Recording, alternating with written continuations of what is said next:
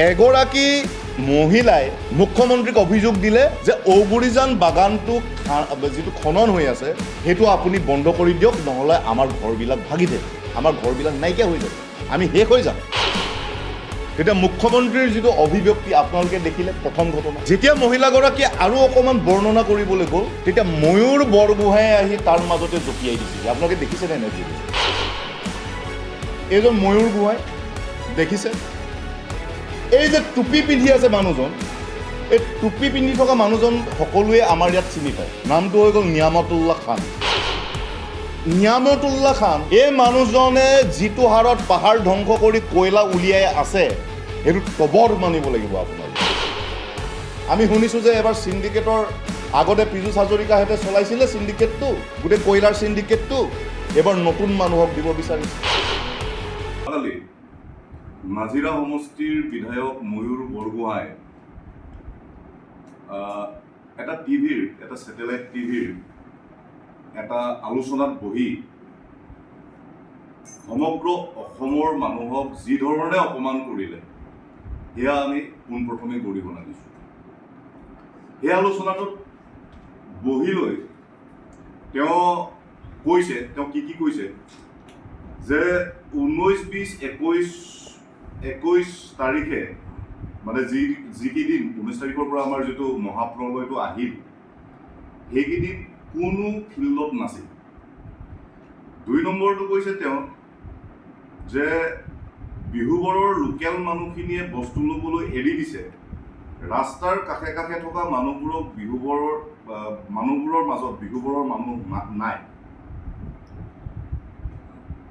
আৰু তেওঁ প্ৰকাৰান্তৰে এটা কথাই ক'ব বিচাৰিছিল যে যিখিনি মানুহে সমগ্ৰ অসমৰ মানুহে প্ৰায় শদিয়াৰ পৰা ধুবুৰীলৈ প্ৰতিটো প্ৰান্তৰ প্ৰতিটো অঞ্চলৰ মানুহে আমাৰ নাজিৰা আৰু শিৱসাগৰলৈ আহি যি ধৰণে আমাৰ ইয়াৰ মানুহখিনিক প্ৰলয় আক্ৰান্ত বানাক্ৰান্ত মানুহখিনিক সহায় কৰিলে সেয়া আছিল এটা অভূতপূৰ্ব। এইটো এটা অভূতপূৰ্ব ঘটনা, অসমৰ ইতিহাসৰে অভূতপূৰ্ব ঘটনা। আৰু এই যে মহাপ্ৰলয়টো হ'ল, এই মহাপ্ৰলয়টো অসমৰ ইতিহাসৰ আটাইতকৈ ডাঙৰ মহাপ্ৰলয়। আৰু অসমৰ ইতিহাসৰ আটাইতকৈ ডাঙৰ মহাপ্ৰলয়টো অসমৰ মানুহে এটা জাতি হিচাপে যেনেকে ওলাই আহিলে সেয়া এটা অভূতপূৰ্ব পৰিৱেশ। নাজিৰা শিৱসাগৰৰ তীৰ্থক্ষেত্ৰ, এখন বান বিধ্বস্ত অঞ্চল, সেই অঞ্চলটো এটা তীৰ্থক্ষেত্ৰলৈ ৰূপান্তৰিত কৰিলে অসমৰ মানুহে, ভাৰতৰ মানুহে। কেৱল এইটো বান সাহায্যতে এই গোটেই কাৰবাৰটো সীমাবদ্ধ হৈ থকা নাই। এইটো এটা প্ৰবল গণ আন্দোলন, এটা প্ৰবল জাতীয় আন্দোলনলৈ ৰূপান্তৰিত হ'ল। সমগ্ৰ অসমৰ, সমগ্ৰ ভাৰতৰ মানুহে যি মানৱতা দেখালে, যি ধৰণে সহায় কৰিলে, সেইটো অভূতপূৰ্ব পৰিৱেশ। কিন্তু যোৱাকালি নাজিৰা সমষ্টিৰ বিধায়ক ময়ূৰ বৰগোহাঁয়ে এই মানৱতাবাদী মানুহবিলাকক ইনচাল্ট কৰিবলৈ নিদিয়ে। এই যিসকল মানুহে আমাৰ কাষত থিয় দিলে ইমান বিপদৰ সময়ত, এই যিবিলাক মানুহে আমাৰ ওচৰলৈ সাহায্যলৈ আহিলে, মাত এষাৰ দিলে, সেই মানুহখিনিক ইনচাল্ট কৰিবলৈ ময়ূৰ বৰগোহাঁই নাপাহৰিলে আৰু কুণ্ঠাবোধ নকৰিলে। আৰু সেইটোৱে কৰি আছে বিজেপিৰ চৰকাৰখন। তেওঁলোকে মানুহ অহাটো বিচৰা নাই। জনতা যিদৰে উবুৰি খাই পৰিছিলে, সেই উবুৰি খাই পৰাটো তেওঁলোকে বিচৰা নাই। কাৰণ তেওঁলোকে সমাজখনক, আমাৰ গোটেই সমাজখনক ভাগ ভাগ কৰি ৰাজনীতি কৰিব বিচাৰে। যেতিয়া NDRF, SDRFক ফোন কৰি মানুহ ভাগৰি গৈছিল, মানুহ উদ্ধাৰ কৰিবলৈ NDRF, SDRFক, এডমিনিষ্ট্ৰেশ্যনক, নাজিৰা যিটো সমজিল্লা প্ৰশাসন ফোন কৰি মানুহ ভাগৰি গৈছিল, তেওঁলোকে ফোন নুঠায়, মানুহক সহায় নকৰে, এখন নাও যোগান নিদিয়ে। সেই সময়ত আপোনালোকে ময়ূৰ বৰগোহাঁইক দেখিছিল নেকি? 19, 20, 21 তাৰিখে ময়ূৰ বৰগোহাঁই নাছিল ইয়াত। আপোনালোকে হয়তো জানে তেওঁ ক'ত আছে। তেওঁ আছে ক'ত? নাগপুৰত RSSৰ ট্ৰেইনিং লৈ। মানুহ এইফালে মৰিছে, মানুহ 100জনতকৈ বেছি মানুহ অফিচিয়েলি ঢুকাইছে, 200তকৈ বেছি মানুহ সন্ধানহীন হৈ আছে, হাজাৰ হাজাৰ ঘৰ ধ্বংস হৈ গ'ল, 10,000তকৈ বেছি জীৱ জন্তু পশুধন মৰিলে। আৰু ময়ূৰ বৰগোহাঁই 19, 20, 21 তাৰিখে ক'ত আছিল? RSSৰ অফিচত ট্ৰেইনিং। আৰু আহি তেওঁ যিবিলাক মানুহে সহায় কৰিছে, যিবিলাক মানুহে এই বান সাহায্যটোক এটা গণ আন্দোলনৰ পৰ্যায়লৈকে লৈ গ'ল, সেই মানুহবিলাককে তেওঁ আকৌ আক্ৰমণ কৰিছে। আৰু তেওঁৰ কথা প্ৰকাৰান্তৰে এটাই কথা যে মানুহবিলাকে মানে তেওঁ বান সাহায্যটো যদি মানুহবিলাকে নিদিয়ে তেওঁ বেছি ভাল পায়। হিমন্ত বিশ্ব শৰ্মাই খুদ নিজ মুখে স্বীকাৰ কৰিছে যে 7 দিনলৈকে চৰকাৰৰ কোনো অস্তিত্ব নাছিল।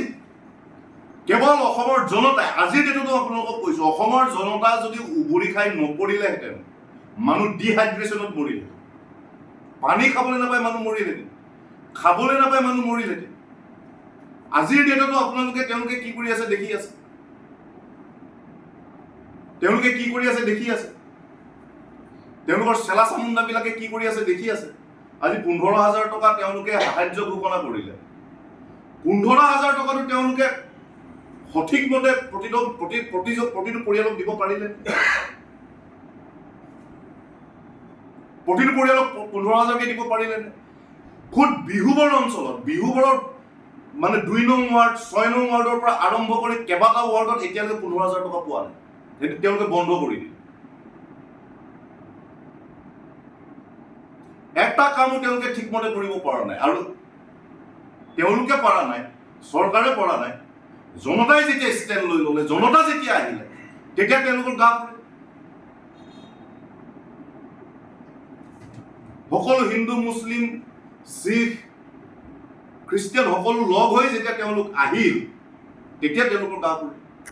হিমন্ত বিশ্ব শৰ্মা আৰু ময়ূৰ বৰগোহাঁইহঁতৰ কাৰণে সেইটোৱে আটাইতকৈ ডাঙৰ ভয় যে অসমীয়া মানুহখিনি একলগ হৈ যোৱাটো, অসমীয়া তেওঁলোকে যিটো ৰাজনীতিৰ যোগেদি অসমৰ মানুহখিনিক ভাগ ভাগ কৰি আছিলে, হিন্দু মুছলমান কৰি আছিলে, কিন্তু এইবাৰ মহাপ্ৰলয়টোৱে গোটেই মানুহবিলাকক একত্ৰিত কৰি দিলে আৰু তেওঁলোকৰ ৰাজনীতি উফৰি গুচি গ'ল। আৰু সেইটোৱে আটাইতকৈ ডাঙৰ BJP RSSৰ কাৰণে ভয়।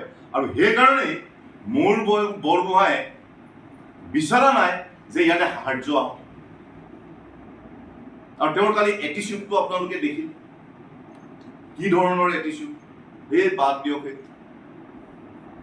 মানে গুণ্ডা মাবালীবিলাক, গলিৰ গুণ্ডাবিলাকৰ যিটো মানে ভাষা, গলিৰ গুণ্ডাবিলাকৰ যিটো ভাষা, সেই ধৰণৰ তেওঁৰ ভাষা।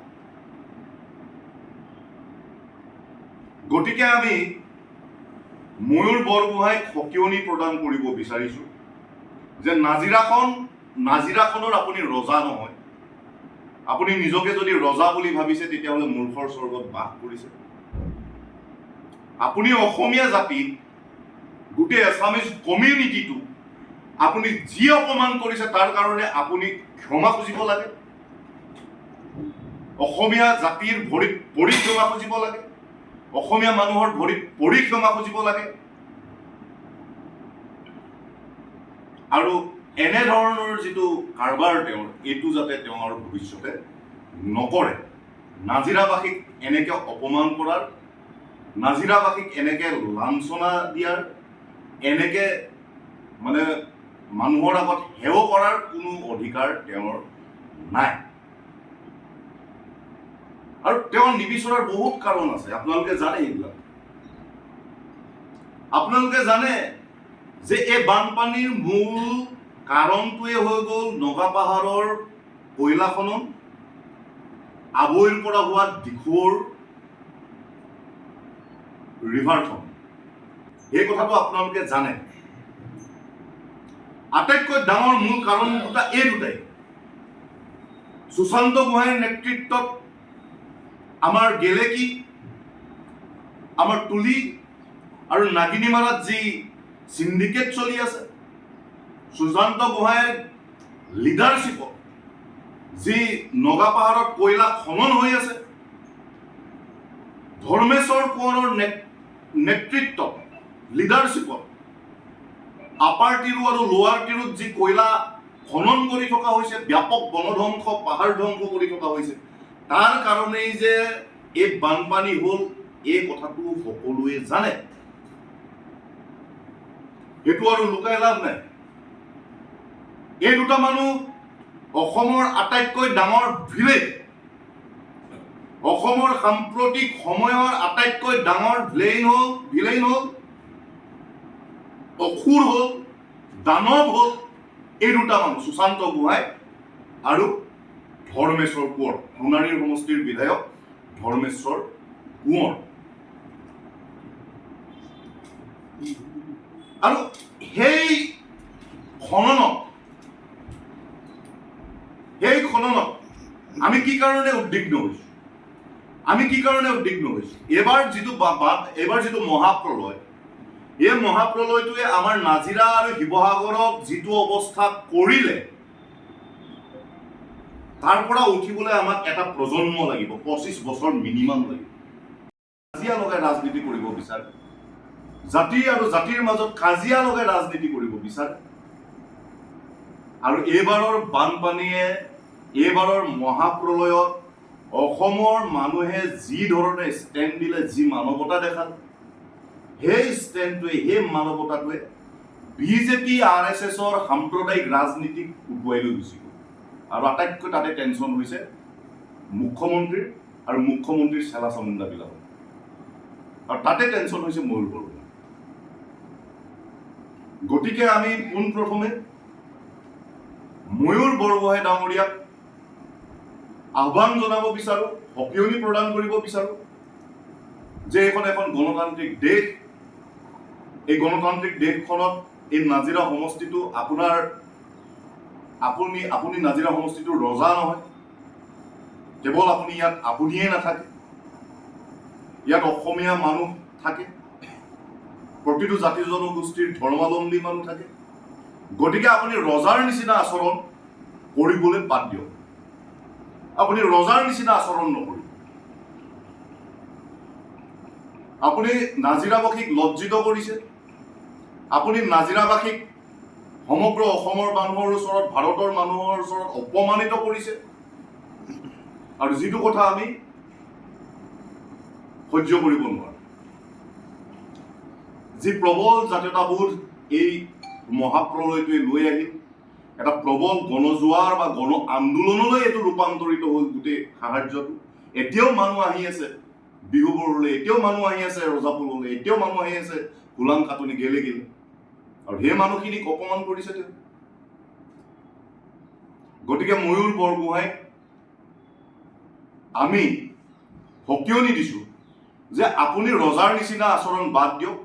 কেৱল নাজিৰাখন কেৱল আপোনাৰ জাগা নহয় বা ঠাই নহয়, এই নাজিৰাখনত আমি চব আছো, আমি চবেই বিচাৰিছো যে ইয়ালৈ চব আহক। 2 নম্বৰ যিটো কথা যে NDRF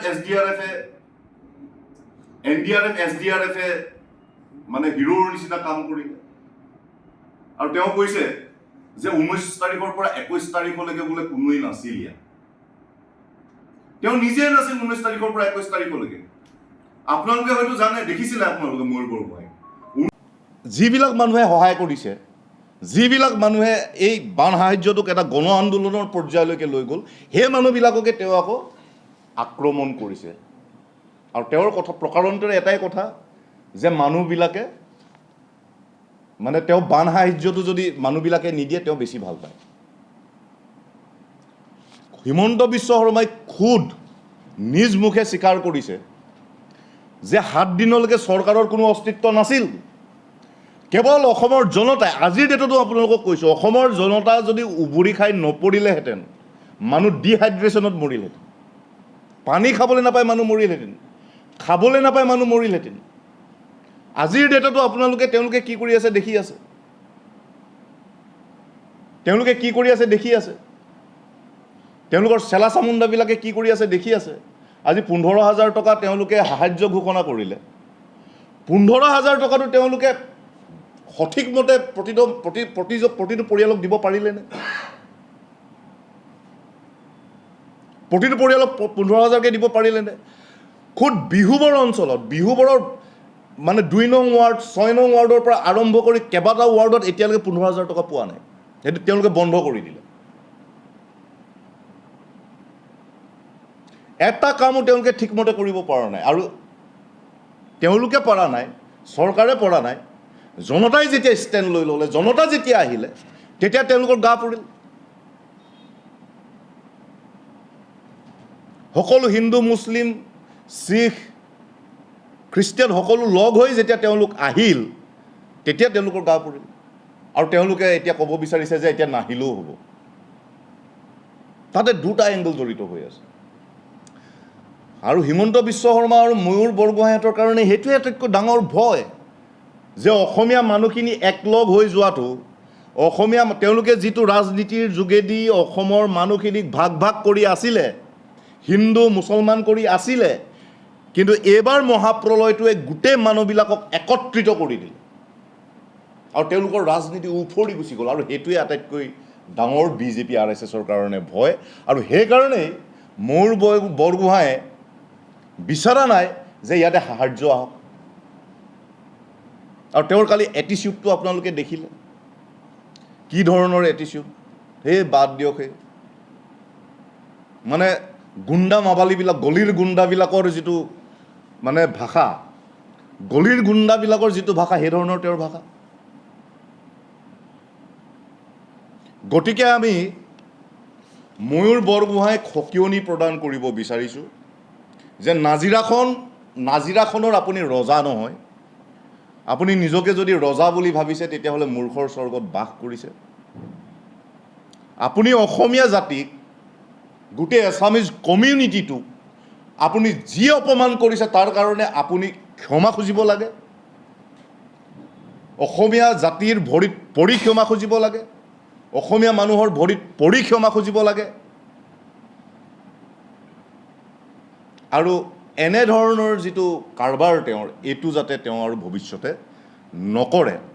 নাজিৰাবাসীক এনেকৈ অপমান কৰাৰ, নাজিৰাবাসীক এনেকৈ লাঞ্ছনা দিয়াৰ, এনেকৈ মানে মানুহৰ আগত হেয় কৰাৰ কোনো অধিকাৰ তেওঁৰ নাই।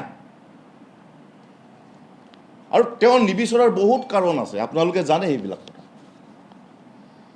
আপোনালোকে জানে যে এই বানপানীৰ মূল কাৰণটোৱে হৈ গ'ল নগাপাহাৰৰ কয়লা খনন, আবৈৰ পৰা হোৱা দিখৌৰ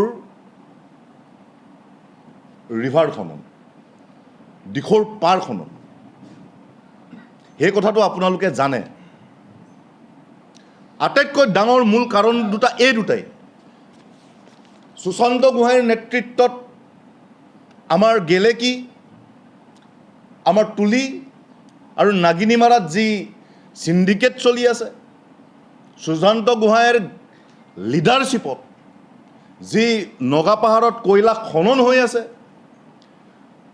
ধৰ্মেশ্বৰ কোঁৱৰৰ নেতৃত্বত, লিডাৰশ্বিপত আপাৰ টিৰু আৰু লোৱাৰ টিৰুত যি কয়লা খনন কৰি থকা হৈছে, ব্যাপক বনধ্বংস, পাহাৰ ধ্বংস কৰি থকা হৈছে, তাৰ কাৰণেই যে এই বানপানী হ'ল, এই কথাটো সকলোৱে জানে। সেইটো আৰু লুকাই লাভ নাই। এই দুটা মানুহ অসমৰ আটাইতকৈ ডাঙৰ ভিলেইন, অসমৰ সাম্প্ৰতিক সময়ৰ আটাইতকৈ ডাঙৰ ভিলেইন হ'ল, অসুৰ হ'ল, দানৱ হ'ল এই দুটা মানুহ, সুশান্ত গোহাঁই আৰু ধৰ্মেশ্বৰ কোঁৱৰ, সোণাৰীৰ সমষ্টিৰ বিধায়ক ধৰ্মেশ্বৰ কোঁৱৰ। আৰু সেই খননত আমি কি কাৰণে উদ্বিগ্ন হৈছোঁ? এইবাৰ যিটো মহাপ্ৰলয়, এই মহাপ্ৰলয়টোৱে আমাৰ নাজিৰা আৰু শিৱসাগৰক যিটো অৱস্থা কৰিলে, তাৰ পৰা উঠিবলৈ আমাক এটা প্ৰজন্ম লাগিব, 25 বছৰ মিনিমাম লাগিব। 25 বছৰ লাগিব আমাক মিনিমাম, আমাৰ আকৌ আমাৰ নৰ্মেল পৰিৱেশটো ঘূৰি আহিবলৈ। আমি উদ্বিগ্ন হৈছোঁ তাত যে এইদৰে যদি অবাধ হাৰত নগা পাহাৰত মন জিলা লংডিং জিলা বা তিৰুৰ ফালে এইদৰে যদি কয়লা খনন হৈ থাকে পাহাৰ ধ্বংস হৈ থাকে তেতিয়াহ'লে এই বানটোতো প্ৰতি বছৰে আহিব আৰু এই কথাবিলাক আপোনালোকে জানে এই কথাবিলাক যেতিয়া মুখ্যমন্ত্ৰী নেপালী খুঁটিলৈ আহিছিল প্ৰথমবাৰ যেতিয়া আহিছিল নেপালী খুঁটিলৈ আহোঁতে মুখ্যমন্ত্ৰী তেতিয়া আপোনালোকে দেখিলে যে বিৰাট ডাঙৰ দুটা ঘটনা ঘটিছে আপোনালোকে মন কৰিছেনে নাই কৰা আমি নাজানো দুটা ঘটনা ঘটিছে সেইদিনা এগৰাকী মহিলাই মুখ্যমন্ত্ৰীক অভিযোগ দিলে যে আপোনালোক এই ঔগুৰিজান যিটো ঔগুৰিজান বাগানৰ খনন এইটো সকলোৱে কৈ আছে দিখৌৰ পাৰৰ খননটো সেইখিনিলৈ ডিটেইলছত নাযাওঁ যে ঔগুৰিজান বাগানটো যিটো খনন হৈ আছে সেইটো আপুনি বন্ধ কৰি দিয়ক নহ'লে আমাৰ ঘৰবিলাক ভাগি থাকিব আমাৰ ঘৰবিলাক নাইকিয়া হৈ যাব আমি শেষ হৈ যাম তেতিয়া মুখ্যমন্ত্ৰীৰ যিটো অভিব্যক্তি আপোনালোকে দেখিলে প্ৰথম ঘটনা তেওঁ মানুহগৰাকীক উল্টা সোধে যে ক'ত হৈছে কি হৈছে এনেকুৱা ধৰণৰ প্ৰশ্নটো কৰিছে আপোনালোক সকলো তাত আছিলে যেতিয়া মহিলাগৰাকীয়ে আৰু অকণমান বৰ্ণনা কৰিবলৈ গ'ল তেতিয়া ময়ূৰ বৰগোহাঁই আহি তাৰ মাজতে জঁপিয়াই দিছেহি আপোনালোকে দেখিছেনে নাই ভিডিঅ'টো ময়ূৰ বৰগোহাঁই আহি তাতে জঁপিয়াই দিছেহি আৰু কি কৈছে যে হ'ব আমি চাই ল'ম আজি আমাৰ ভয় হৈছে যে ময়ূৰ বৰগোহাঁইও এই গোটেই চক্ৰটোৰ লগত জড়িত আছে নেকি কাৰণ আমাৰ ওচৰত এখন ফটো পৰিছেহি পাব্লিক ডকুমেণ্ট সকলোৰে লগতে আছে আমাৰ ওচৰত এখন ফটো পৰিছেহি এই ফটোখন আপোনালোকক দেখুৱাব বিচাৰিছোঁ দেই এইখন আপোনালোকে চাব এইখন ফটো এইখন ফটো এতিয়া ফটোখন যদি মই এক্সপ্লেইন কৰি দিওঁ ফটোখন তেতিয়াহ'লে আপুনি দেখিব এইজন ময়ূৰ গোহাঁই দেখিছে এই যে টুপি পিন্ধি আছে মানুহজন এই টুপি পিন্ধি থকা মানুহজন সকলোৱে আমাৰ ইয়াত চিনি পায় নামটো হৈ গ'ল নিয়ামতুল্লাহ খান নিয়ামতুল্লাহ খান কোন তেওঁ বিহুবৰৰ মানুহ নিয়ামতুল্লাহ খান হ'ল আমি যি কৈ আছোঁ মাতলো কন্যাক গেঙৰ অন্যতম মূল মানুহ এই মানুহজনে এই নিয়ামতুল্লাহ খান এই মানুহজনে যিটো হাৰত পাহাৰ ধ্বংস কৰি কয়লা উলিয়াই আছে সেইটো তবৰ মানিব লাগিব আপোনালোকে তেওঁ এতিয়া চাওক এই বিজেপিৰ টুপিটো পিন্ধি আছে এইটো বিজেপিৰ টুপি পিন্ধিছে দেখিছেনে আপোনালোকে এটা বিজেপিৰ টুপি এজন নিয়ামতুল্লাহ খান আৰু ময়ূৰ গোহাঁইৰ লগত আমি কোৱা নাই যে ময়ূৰ গোহাঁই এই চক্ৰটোত লিড লৈ আছে কিন্তু নিয়ামতুল্লাহ খানৰ লগত যদি ময়ূৰ গোহাঁই ফটো তোলে তেতিয়াহ'লে আমাৰ উদ্বিগ্নতাটো বাঢ়ি যায় যে আমাৰ সমষ্টিৰ বিধায়কজনো এই গোটেই চক্ৰটোৰ লগত জড়িত হৈ আছে নেকি আৰু ইণ্টাৰেষ্টিং ফটোখনত চাব এইজন দেখিছেনে এইজন নিয়ামতুল্লাহ খান আৰু ময়ূৰ বৰগোহাঁইৰ মাজৰ এইজন হৈ গ'ল মাতলো কন্যাকৰ বৰপুত্ৰ ডাঙৰ পুত্ৰ তেওঁৰ নাম হ'ল লামুং কন্যাক আৰু মাতলো কন্যাক কোন চাগে আৰু বুজাই ক'ব নালাগে আমেদ কন্যাক কোন চাগে আপোনালোকক বুজাই ক'ব নালাগে যে আমাৰ বিধায়কগৰাকীয়ে যদি নিয়ামতুল্লাহ খান আৰু আমেদ কন্যাকৰ পুত্ৰক লৈ ফটো উঠে আমি কোৱা নাই যে ফটো উঠিব নোৱাৰে ফটো চবেই উঠিব পাৰে কিন্তু যদি এইটো এটা অশুভ চক্ৰত পৰিণত হৈছে অশুভ চক্ৰত যদি এটা পৰিণত হৈছে আমি শুনিছোঁ যে এবাৰ চিণ্ডিকেটৰ আগতে পীযুষ হাজৰিকাহঁতে চলাইছিলে চিণ্ডিকেটটো গোটেই কয়লাৰ চিণ্ডিকেটটো এবাৰ নতুন মানুহক দিব বিচাৰিছে আৰু ময়ূৰ বৰগোহাঁয়ে নিয়ামতুল্লাহ খান আৰু আমেদ কন্যাকৰ বৰপুত্ৰক লৈ ফটো উঠিছে এইটো ইলেকশ্যনৰ আগৰ ফটো নিয়ামতুল্লাহ খানে বিজেপিৰ টুপি পিন্ধি আছে, আপুনি দেখিছে। এতিয়া আমাৰ উদ্বিগ্নতা এইকাৰণেই বাঢ়িছে যে যদি আমাৰ সমষ্টিৰ বিধায়কজনে এইবিলাক কয়লা মাফিয়াৰ লগত সম্পৰ্ক ৰাখে, মাতৃকন্যাকৰ বৰপুত্ৰৰ লগত সম্পৰ্ক ৰাখে, আমি নাগালেণ্ডৰ কয়লাৰ খনন বন্ধ কৰিব পাৰিমনে? আমি নাগালেণ্ডৰ কয়লা খনন বন্ধ কৰিব পাৰিমনে?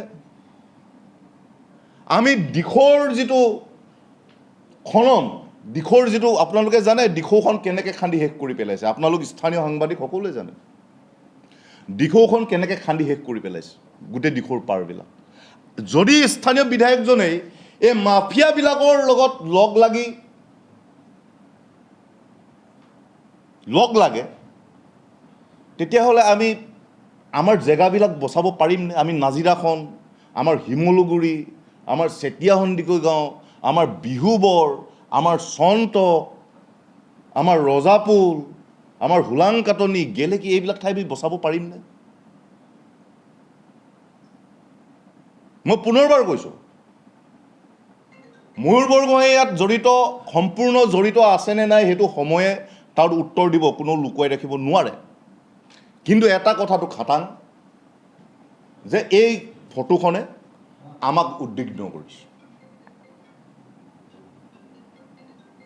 এই ফটোখনে আমাক উদ্বিগ্ন কৰিছে।